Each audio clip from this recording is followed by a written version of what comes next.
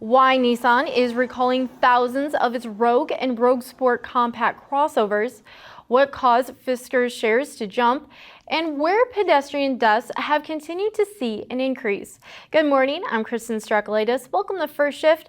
More on those stories in a moment, but first, Tesla will be building a plant in Monterrey, Mexico as part of CEO Elon Musk's global manufacturing expansion plan.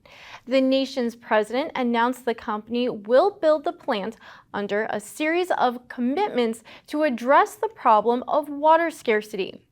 The EV maker's commitments include using recycled water in the entire manufacturing process of EVs, even for car paint. Details on additional commitments are planned to be announced later. This would be Tesla's first factory south of the U.S. border. Staying with Tesla, the EV maker is still facing legal issues over concerns with the effectiveness and safety of its full self-driving technology. Earlier this week, both Tesla and Elon Musk were sued by shareholders who accused them of overstating the effectiveness and safety of these technologies. The lawsuit comes as Nissan forced a recall of more than 362,000 Tesla vehicles equipped with full self-driving beta software. This as the EV maker has temporarily paused its rollout of the $15,000 driver assistance system to customers who have opted in for the beta but have not yet received a software update containing the feature, according to Tesla's website. Tesla did not immediately respond to requests for comment.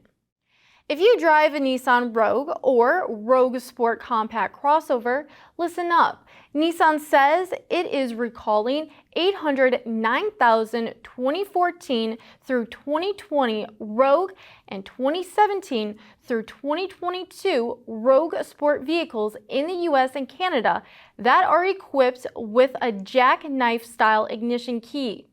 The automaker says those keys might collapse into a folded position while driving, increasing the risk of a crash if the vehicle turns off. A Nissan spokesperson says the automaker is not aware of any accidents or injuries related to the issue. Owners will be notified by mail starting March 17th. If you are wanting to invest in Fisker, it may cost you 30% more. Shares went up to $7.40 in connection to it flagging increased orders for its Ocean EV, and it maintained its production forecast for 2023. A Raymond James analyst called the stock rise a, quote, classic example of a relief rally, and he said he expects 2023 production of about 30,000 cars. An analyst at CFRA Research believes that the target is, quote, borderline ludicrous given the struggles of EV peers and Fisker's production of 56 vehicles so far. I want to remind you to look both ways before you cross the street. I'm relaying this message as data shows pedestrian deaths continue to rise in the U.S. Analysis by the Governor's Highway Safety Association shows pedestrian deaths rose 5% in the first 6 months of 2022, an increase of 168 deaths from the same period a year earlier.